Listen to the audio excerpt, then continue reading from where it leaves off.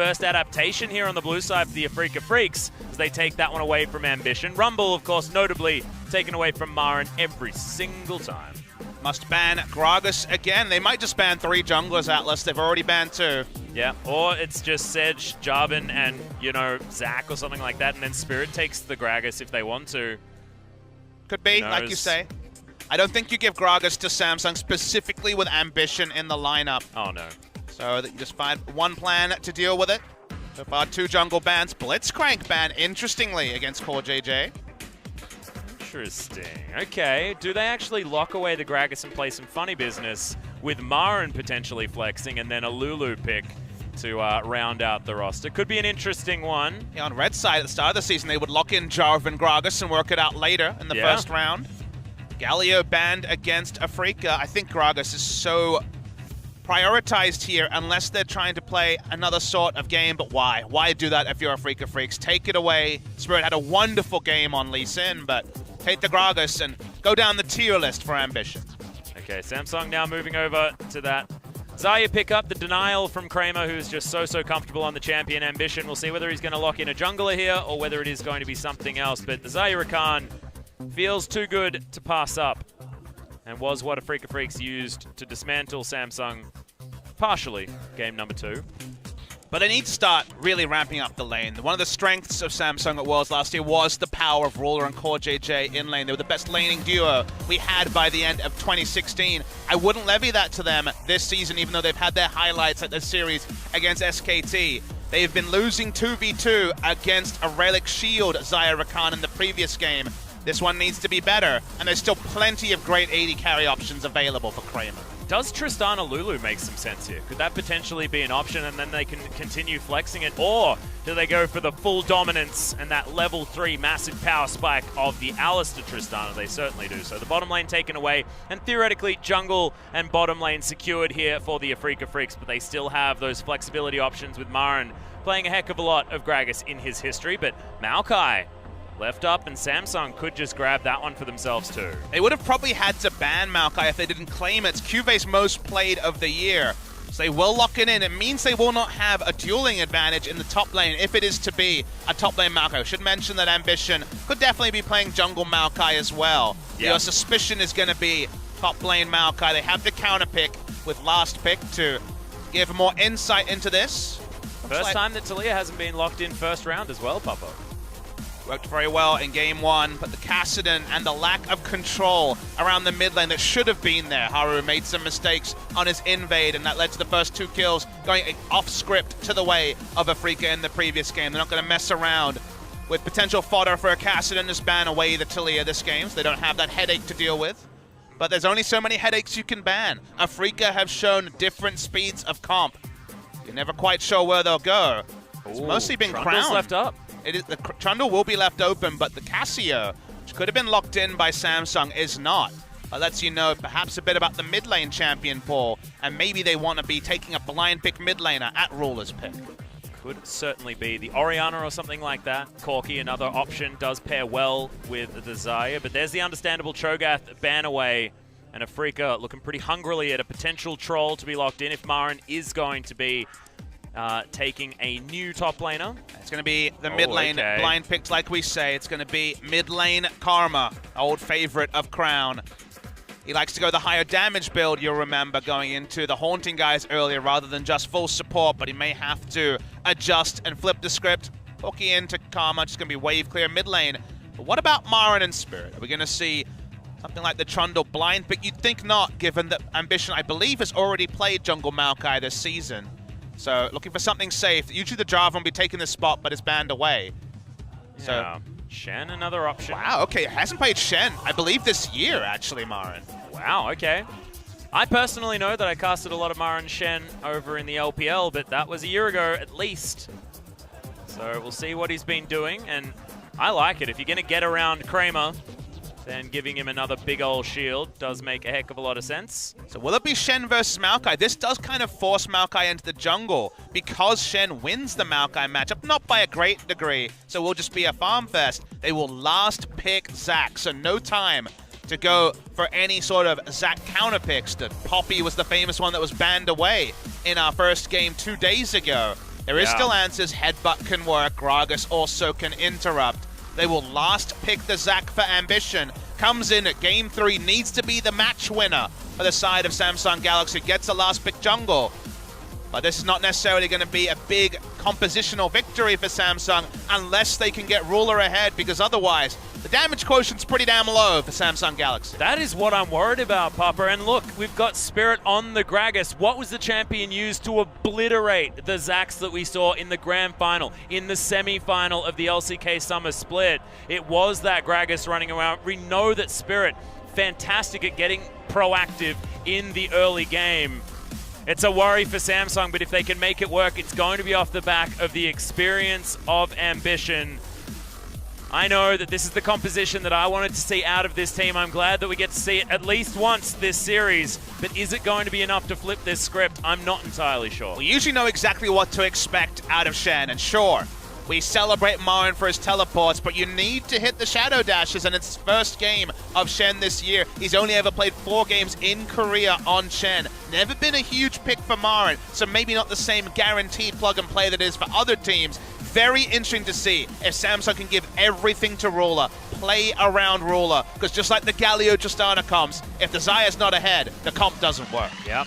Well, so many questions, so little answers for Samsung. We'll find out as they leave it all on the Rift. For match point for Afrika one more time. Samsung trying to hold on.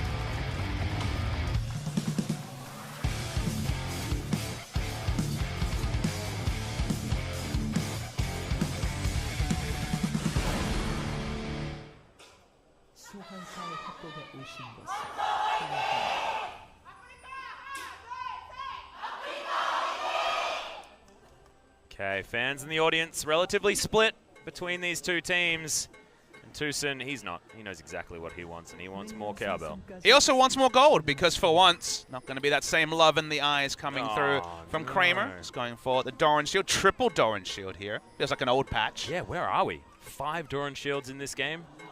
It's not too bad. Oh, he's doing the The Wolf animation jump cancels around. are very impressive. Yeah, nice. Although I think Wolf is actually a little bit better at it. It's true. Let's throw it out there. Tucson's had some majestic Alistar games this season, especially with the Jungle Rumble. They've been able to line up those ults very well. Afrika do have the two true threats, but it's really only 3 people that do damage in this game, unless Crown can get going and get very early damage onto the Karma. One thing that I've really enjoyed watching is compositions that have 3 beefy tanks and Corki plus 80 carry. Sure. Because these compositions have been able to dish out a lot of mixed damage and really make things work. Saw it was actually yesterday, I believe, one of the MVP compositions that was able to win was with Ian on that Corki in the mid lane, and then a lot of tanks plus AD. Top lane Super Leash, you'd say, with a Karma Mantra Q and also the Maokai starting off the red buff. Okay, Marin going aggressive onto QV. Already gets that passive out of the tree. Good matchup for Shen, and that he can take some good damage trades, but it really doesn't matter. I talk about it as a counter matchup, but it's a bit facetious. They really don't do damage to each other after a single item, so it's only if you get an early gank that there's going to be kill pressure there. I wonder if Marin will go full tank on the Shen like we saw Untara doing in Game 1 and criticize Untara for doing. Didn't really have any pushing power in that game. Usually, Smeb has probably been our most notable. As Tucson takes a lot of damage, but Smeb's been our most notable Shen, and he lives and dies by the Tiamat rush into... Yeah, Titanic Hydra very early as well in that build. It's not like, I just want some wave clear. It's, I want to kill you from Smeb. And Marin, he feels like the Tiamat Shen type vibe of a player. We'll see whether he does it. It's also much more fun to watch, so please don't build Sunfire Cave Marin. I would be very disappointed. Wait and see. Marin just controlling the lane. He always has those big CSDs, and you see the reason why is that plays like the jungle's not there, and when you're on a great team, like when he was on SK Telecom, it worked well, and when Afrika's in form, he builds up big gold leads that most other top laners don't, because they play more respectful than Marin, who just demands that everything plays through his lane, whether the jungler's there or not. Yeah. Also likes to take turret shots as well, meaning that he is certainly pushed up. Exactly right. Spirit waiting in the wings, clearing out his wolf camp right now, but often does head towards the top side of the map to clear out vision for Marin.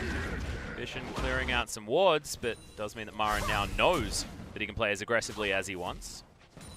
I'm just worried about this Karma pick in the mid lane. I know it's comfort for Crown. That's definitely true, but has not been a pick that's been as successful recently as Spirit. There's the flash body slam, looking for another first blood, but it's going to go to Kuro this time, and that feels even better. Spirit's just making things happen this series, playing out of his mind. I mean, your worry is clearly founded when it comes to the late game, but now also in this game, the early first blood going against him can just teleport back in, so won't lose multiple minion waves. Gragas could just stick around and threaten to dive, but just will back away and enter his jungle. Nothing could change about the jungle in that particular case, and Corki picking up the kill is a bit of a query. I agree with you in the terms of when we saw Karma played the most and when we felt the best about it was the spring final, when it was picked into LeBlanc and it's, I'm going to take teleport, follow you around, you can't kill me, and I clear waves faster than you do. In a side lane, Corki can sometimes take turrets in the face of a Karma with just 1 or 2 Trinity Force auto attacks every wave, and then just taking it down over time. Does the physical damage and magic damage, but it's not as trivial for Crown to shut down a Corki as it was the meta champions in spring season, and it's one of the reasons we saw a lot less Karma mid in summer season. Yeah. Does mean that if Crown wants to go against his regular script, which is building as much damage as possible with Leandri's Torment and things like the Merlinomicon, instead goes for something like the Ardent Censer plus the Athene's Unholy Grail, could be buffing up Ruler's damage. Ruler behind currently in that lane on the bottom side, but we know that Xayah can be someone that you can get around a Spirit or Secret Agent Gragas. Was hoping to see an Elastic Slingshot used and then look for a gank, but none was used. Well, there's the flash already from Ambition. Elastic Slingshot, yeah, was already used, so it means that headbutt pole had to be respected. It's Kramer looking for Core JJ. Grand Entrance comes in. Decent little shield coming out by Courage of the Colossus, but Kramer loses half of his health bar, so good news for Samsung bottom side. Fans might compare what we could see from Samsung, because it could just be Athene's Unholy Grail, Ardent Censer, like a Jungle Nidalee would build, like a lot of other supportive mid laners would build, and then you just get, okay, 100% shield uptime and Ardent Censer uptime onto Ruler. That's basically what the Jungle Lulu was. But remember, the Jungle Lulu got way ahead early, and the snowball factor was maybe more important than how many Ardent Censers they had. So if you just hit that slowly, does it have the same impact for the Xayah? We don't know. It's just waiting in the wings. Yep. This is why. There's the headbutt back, and all of the CC is there. Here's the one I prepared earlier for you, Spirit, says Tucson, hands him the kill and picks it up for himself. Spirit's jungling this game is getting a huge playoffs buff. This player who was a yo-yo in the regular season, he had some of the lowest lows of any player in the league, let alone jungler, donating double buffs to top laners, ruining other advantages, poor turret dives. But here he's god moding. We're seeing Samsung Blue Spirit rather than some of the other struggling Spirit iterations. And it's a treat to see because he's a player that people were hyped to see on the Afrika Freaks, who's had a bit of an indifferent year. If you're going to peak any time, as Samsung Galaxy remembers from 2016, this is the time. Yeah, that's exactly right. And I've followed this guy around. Of course, he was playing for WE over in China, and it was exactly that same story. It was, what Spirit are we going to get? Often they lived and died by whether he was going to play it well, and half the time he was on Jungle Riven doing crazy things. And this is a very different story. They're leaning on him like the backbone, and then Kramer is being that, you know, the right arm, sorry, for most people. I'm left-handed, so I was going to say left arm. So the strong arm to smack him around with. Speaking of smacking. Yeah, Spirit looking for it again. Almost has his flash back up. Doesn't seem to need it. Oh, dodges out of the way, but that's straight into a headbutt pole. Ventusen, he's just claiming names this game. Aren't actually getting aggressed on by QV, but I don't think he's too worried. He's now got his wave clear picked up, and thank goodness, Papa Smithy, that is a teammate. Samsung Galaxy relied on the strength of their duo lane and QV popping off, largely to get their victories in summer. Their duo lane is getting roamed on by an Alistar lane, and QV's been forced onto Maokai duty, largely to deny it away from Marin, but they just pair like for like. Marin can just go and farm, and doesn't have to worry about if he dies or anything really, because it's a Maokai, not a Gnar. It's just a disaster for Samsung Galaxy. They may still win this game. They could still win this series, but Afrika have read them like a book. They had the spoilers. It's like they had the script a couple of days ago because they know exactly how to play against Samsung. They've been greedy with all their decisions in the early game, and Samsung have had many, many times to punish and failed every time. Yeah, and you just have to think about what we were considering at the beginning of this series and what we're considering now as well. Because when you thought about it, you thought moving into the battle against KT, if you wanted somebody else to be in the World Finals, you probably would have wanted a Samsung victory because you felt like Samsung had the number of KT possibly over what Afrika Freaks would have. However, looking at this, I'd probably send Afrika Freaks if I wanted the end of KT Rolster and Kuro. He's making his way towards the top side. He wants some trees, but he's not going to get them. He's too tanky just to start things off, as that big one actually started to almost deny what I was saying. But we're seeing Corki roam first out of mid lane. We're seeing Alistair roam first out of bot lane. When you go for Karma mid lane, the minimum is that you're going to have push priority, but you die a couple of times and pushing becomes more risky. Seeing Tucson just WQ in like he doesn't have a care in the world. Yep, just wandering around, gets himself the stun onto Ruler, but may actually have to pop the ult here, as Unbreakable Will would be able to save him from the potential aggression, but he just wanders out casually. That's going to be his move. Kuro grabs the blue buff, and all is fine in the Afrika camp. Heading towards a potential perfect game situation, 3-0 now, but no turrets to be taken just yet, and only 1,500 gold lead, so I'm getting a little bit ahead of myself, but so far this series, it's been all about Afrika. Even this game, all of those points that they want to hit, all of the beats that they want to make to for success are being claimed.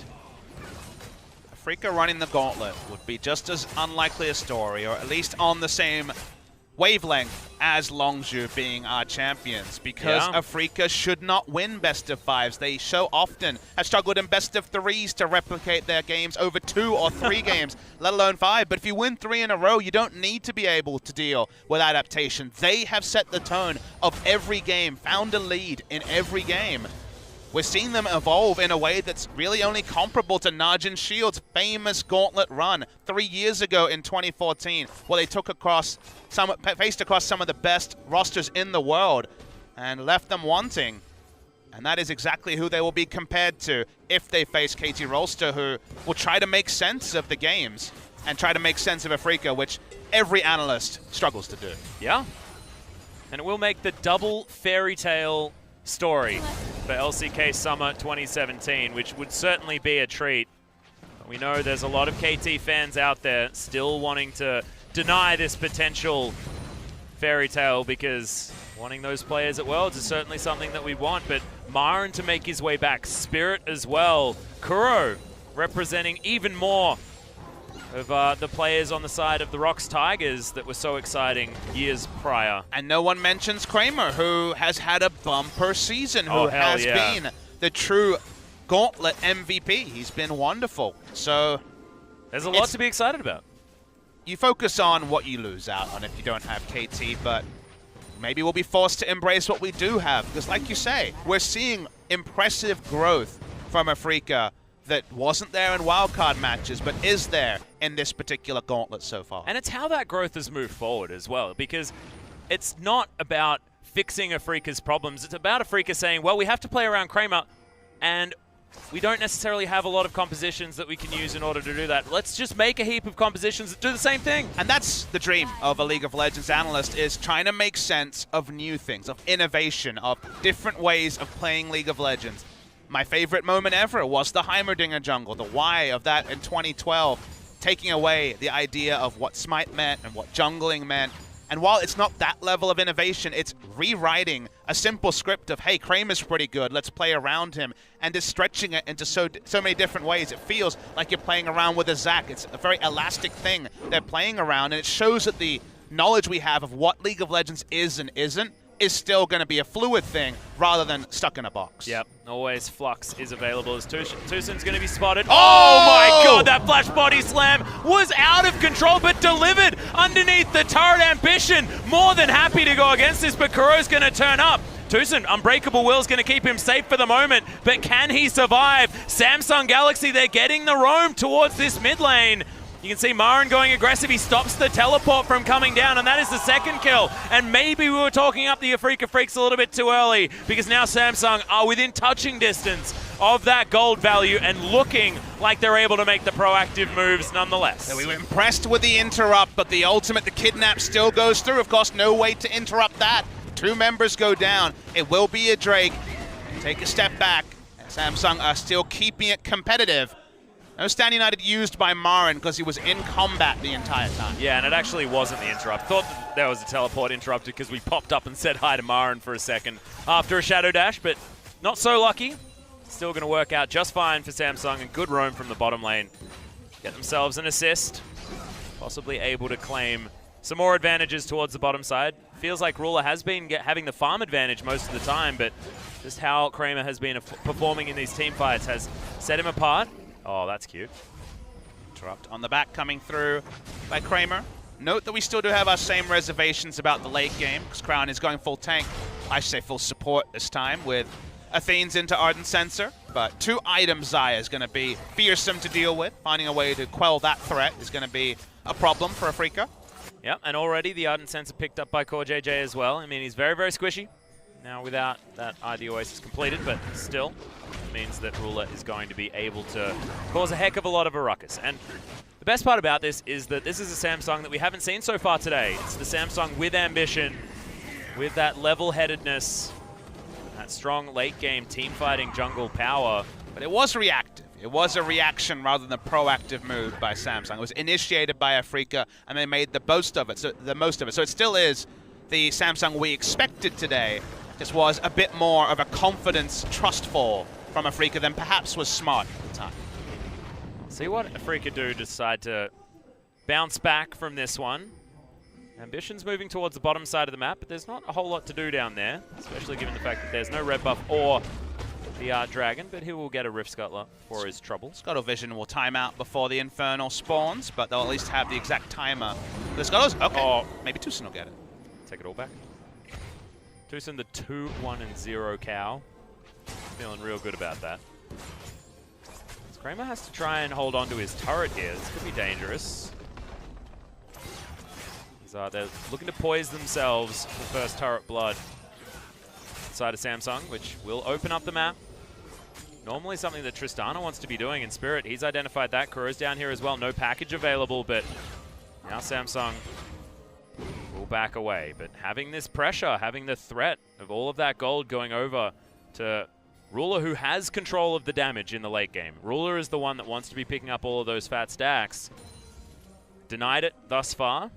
A low health turret can often be a bait point rather than necessarily translate cleanly into a turret kill and thus first brick in the game.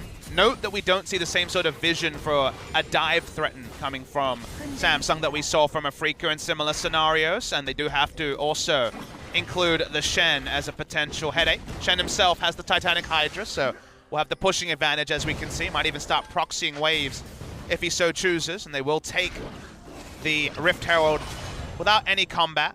Seems like Afrika have just given up on bot lane with Tristana backing. Yeah, has himself the static shiv, but not going to be able to make it to this turret before that one falls down. They're just going to grab themselves the Rift Herald and see what they can do about grabbing the next turret. Kramer will just look to pick up this minion wave as it heads towards the inner. It took a little while to try and grab this. He just wants that eye. There it is. Picks it up. Rift Herald is going to be now available to try and push down some of these turrets. Oh, nicely done. Explosive charge. Feels good on low health backline minions, mostly so. Okay, wants to deny the steal away, but isn't going to be able to, and that's going to be the pickoff. Samsung looking for Tucson.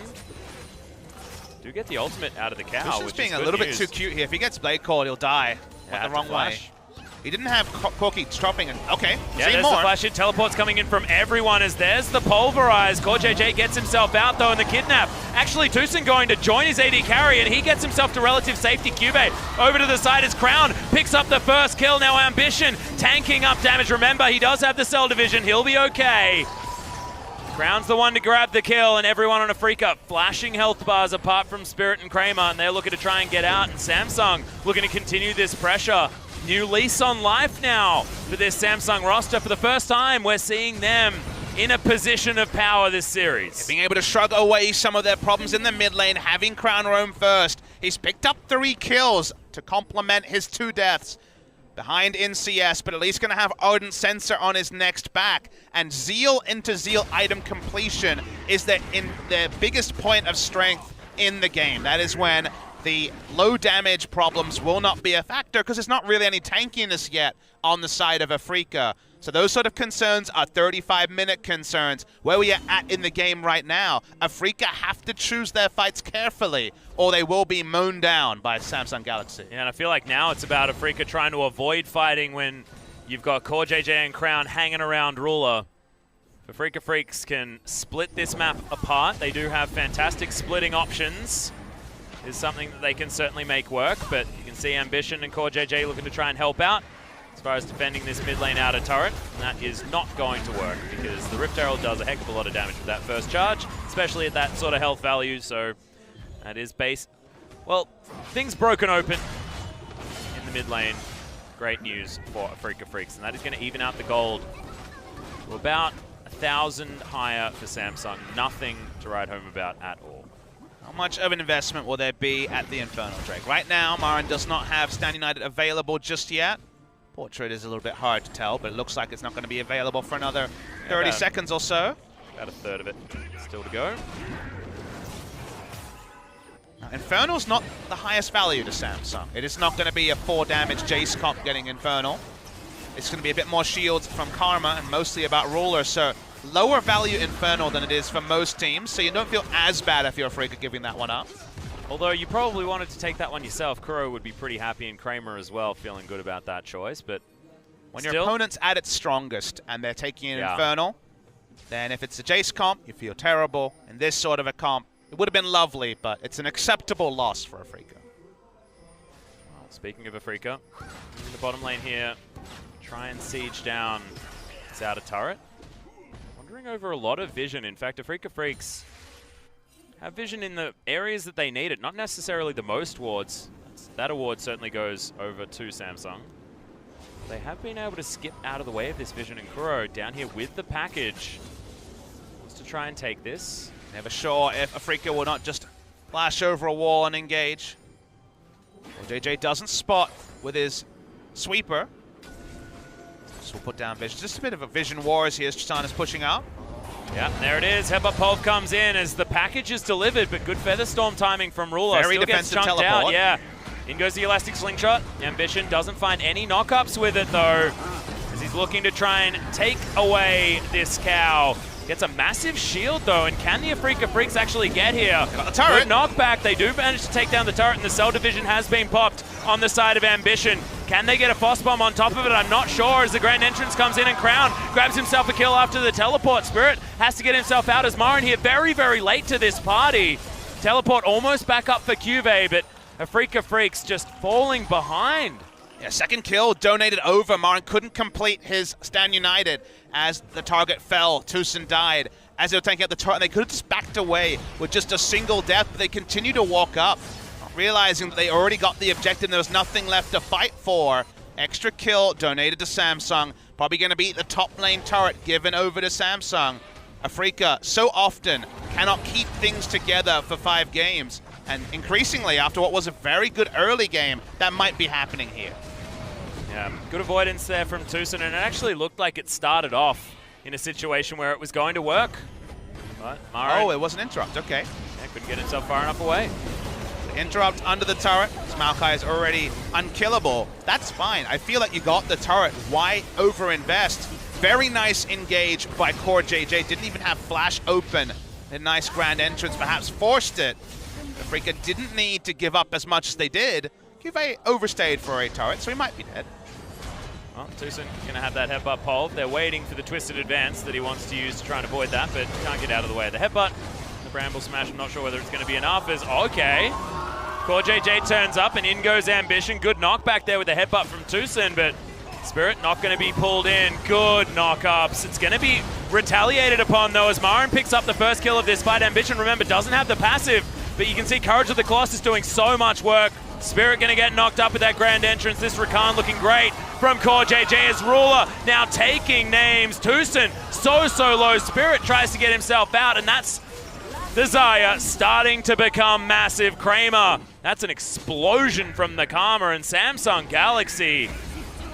Looks like Ambition really is that point of power for this team. No kidnap to come out onto Spirit, who is going to die. Just took a little bit longer than you may have expected, and Welcome to Baron, Samsung Galaxy, and welcome to this series, finally. Yeah, they're finally going to turn onto the Baron. There's 2 DPSs here, but they can teleport in with Cuvée. Will be 5 members of Samsung. Very hard for Afrika to stop this.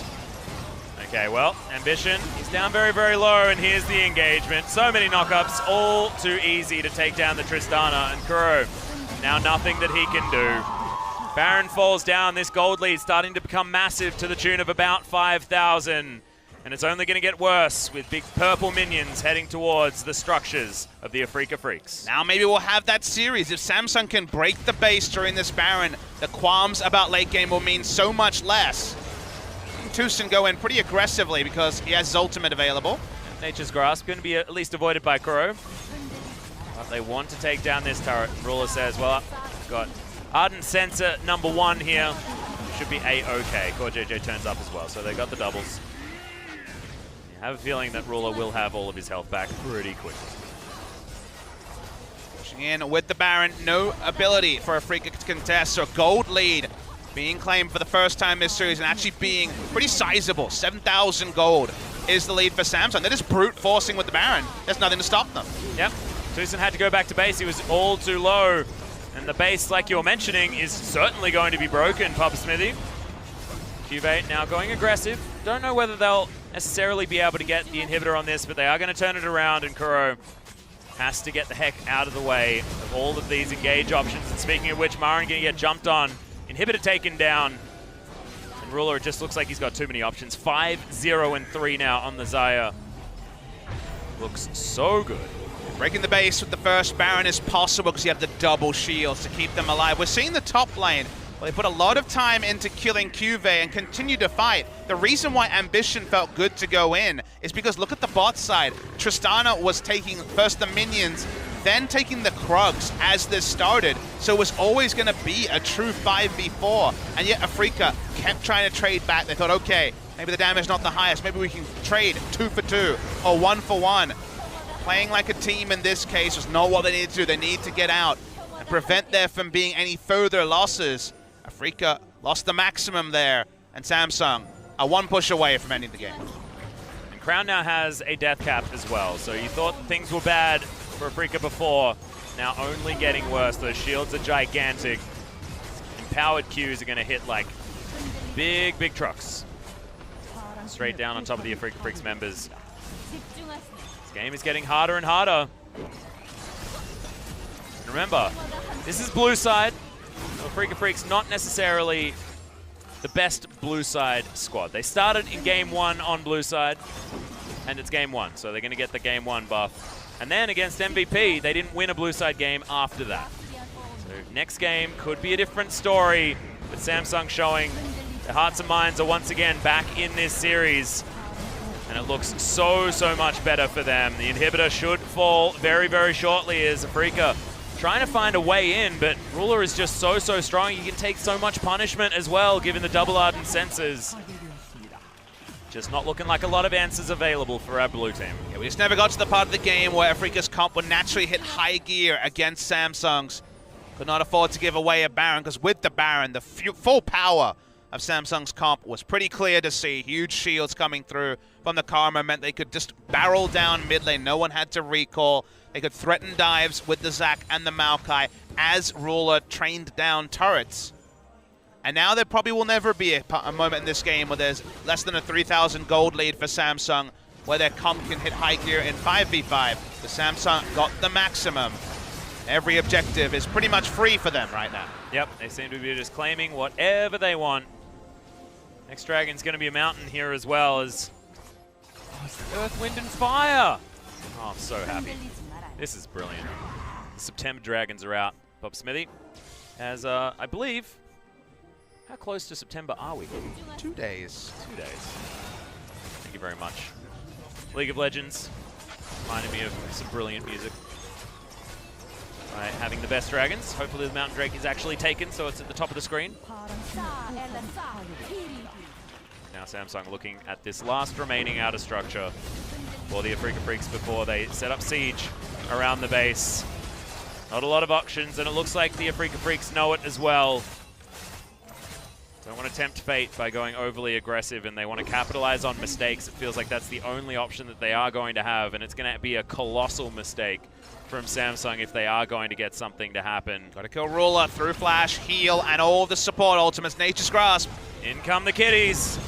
They just want to use this to take down the turret. Ruler, so much shielding, as Tushin does at least get the knock up on top of him. The barrel comes down as well as now Ruler gets taunted up. He's no Featherstorm remaining, as Marin is tanking very, very well with that dodge field. But now in goes the Xayah. Everyone flashing on the side of the Afrika Freaks, and they think, well, I mean, we gave it a consolidated effort, guys, but I just don't think it's going to be enough. They're even going to take down this inhibitor as well. As Ruler back up to full health almost instantly after the aggression. The Afrika Freaks now dealing with no more inhibitors remaining. And if they're going to win this game, it's going to be the most difficult task that they've had in a very long time. Ball back in onto the cannon creep to close it. Yep, the first Nexus turret will fall down like it's made of butter. Ruler made of shields as well, as he's set up Marin just looking for it, but I don't think it's going to happen. A lot of desperation coming out from the Afrika Freaks, but remember, they still have match point. It has to be that reverse sweep from Samsung, but this is setting them up in the best possible way. Double kill comes out for Ruler, who's just going ballistic. Make that a triple. Can he get the pentakill as they set themselves up to take down this Nexus? I think that they just want to win the game. Samsung, they've turned the momentum around, looking to get that reverse sweep happening. Ambition not hindered in his jungle run and looking like he is the secret stuff for Samsung moving forward. And the moment that there was a possibility to get back into the game given to them by Afrika being relentless in their aggression, like Samsung with Ambition have so many times, they play controlled, they get the maximum, and this is the Samsung we were promised. This is the one on the tin that we thought we were getting at the start of the night.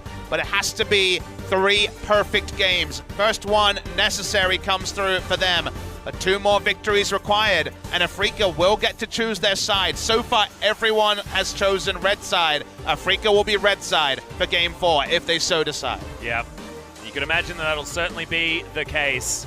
They win rate on the blue side, not exactly the hugest of situations, but red side Afrika is scary now, even outside of game number 1. We'll see what happens. We are going to go to a short break. When we get back, game number 4 and the start of a potential reverse sweep.